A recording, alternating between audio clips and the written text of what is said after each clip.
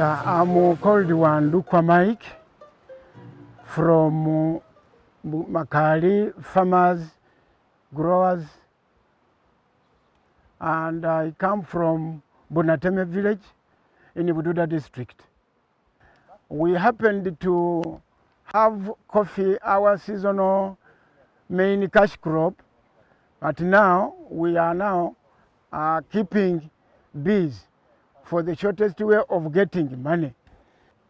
Selling honey and getting money for school fees, selling honey and get our essential commodities in our homes, and most especially when the child gets honey, he takes it as a medicine. Sadly, our beekeeping helps us in pollinating our coffee during flowering.